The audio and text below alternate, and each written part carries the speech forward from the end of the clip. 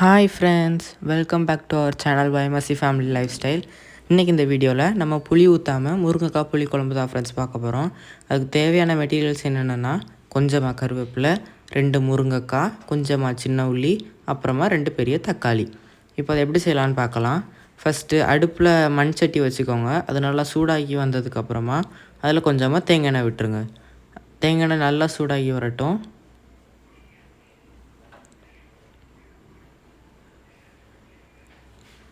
தேங்காய் எண்ணெய் நல்லா சூடாகி வந்ததுக்கப்புறமா அது கூட கொஞ்சமாக கடுகு சேர்த்துருங்க.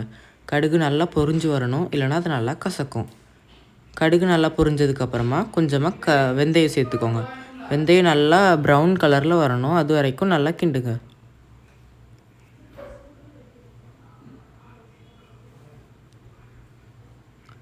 பாருங்கள், அது எந்த அளவுக்கு ப்ரௌன் கலரில் வந்திருக்குன்ட்டு.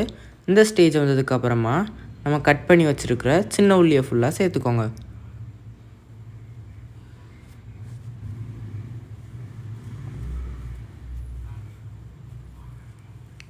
சேர்த்துட்டு அதை ஃபுல்லாக கிண்டி விட்டுருங்க.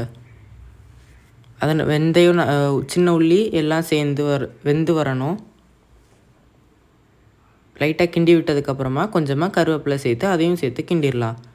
இப்போது நம்ம வெட்டி வச்சுருக்கிற தக்காளியும் உள்ளே சேர்த்துக்கோங்க. சேர்த்துட்டு நல்லா கிளறி விட்டுருங்க. இதை நீங்கள் கைவிடாமல் கிண்டிக்கிட்டே இருங்க, அப்போ தான் நல்லா மசிஞ்சு வரும்.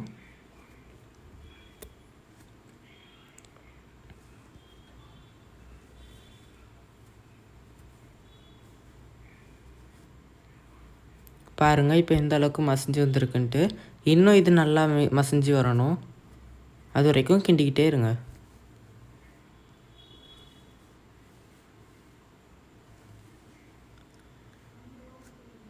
பார்த்திங்களா இப்போ எப்படி இருக்குன்ட்டு. இந்த ஸ்டேஜ் வந்ததுக்கப்புறமா நம்ம கட் பண்ணி வச்சுருக்கிற முருங்கைக்காயும் சேர்த்துருங்க.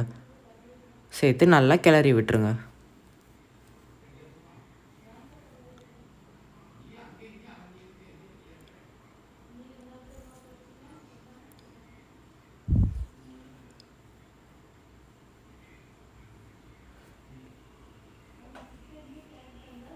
முருங்கைக்காவும் நம்ம அந்த செஞ்சு வச்சுருந்த தக்காளி பேஸ்ட்டும் நல்லா மிக்ஸ் ஆகி வரணும்.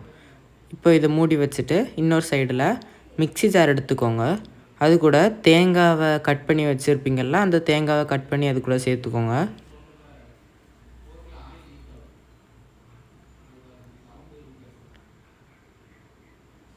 பாருங்கள், தேங்காய் கட் பண்ணி மிக்ஸி ஜாரில் சேர்த்தாச்சு. இது கூடவே கொஞ்சமாக வத்தல் பொடி,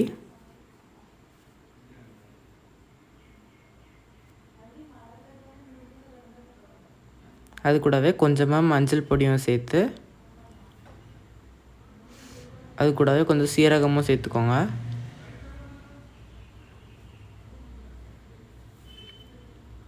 எல்லாத்தையும் சேர்த்துட்டு கொஞ்சமாக சின்ன உள்ளி போட்டுருங்க. போட்டுட்டு நல்லா அரைச்சி எடுத்துக்கோங்க பேஸ்ட் மாதிரி.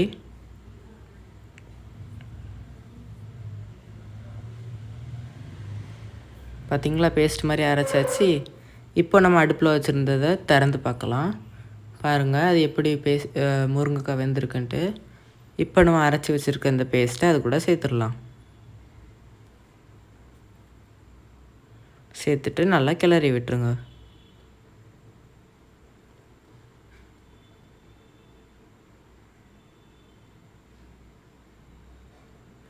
அந்த முருங்கைக்காவும் நம்ம அரைச்சி வச்சுருக்க பேஸ்ட்டும் நல்லா மிக்ஸ் ஆகி வரணும்.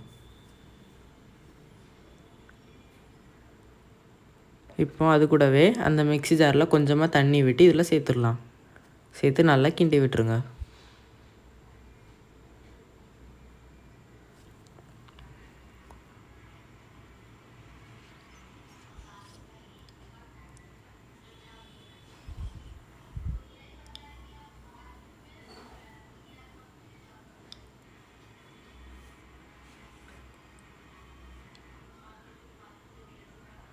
இப்போ இது கூடவே நமக்கு தேவையான அளவுக்கு கல் உப்பு சேர்த்துக்கோங்க.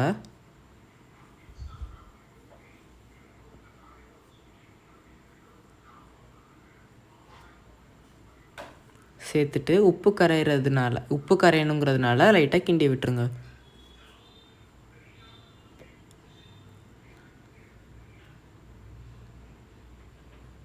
இப்போ இதை நம்ம மூடி வச்சிடலாம்.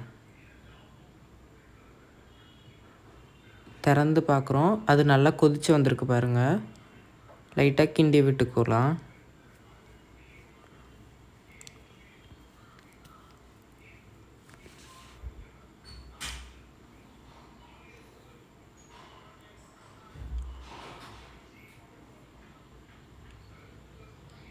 லைட்டாக கிண்டிட்டு மறுபடியும் நம்ம அதை மூடிடலாம்.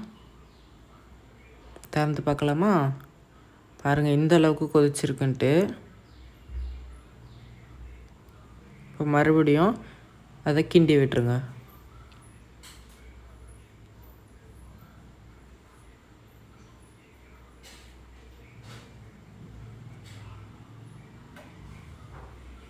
மறுபடியும் அதை மூடி வச்சுருங்க. பாருங்கள் அது எந்த அளவுக்கு எண்ணெயும் குழம்பும் தனியாக பிரிஞ்சு வந்திருக்குன்ட்டு. இந்த ஸ்டேஜில் முருங்கைக்காவும் வெந்து வந்திருக்கும். நம்ம ஸ்டவ்வை ஆஃப் பண்ணிடலாம். இப்போது வெட்டி வச்சுருக்கிற கொஞ்சம் கொத்தமல்லியும் இதற்கு மேலே தூவி விட்டுடலாம். அப்போ தான் வாசம் நல்லாயிருக்கும்.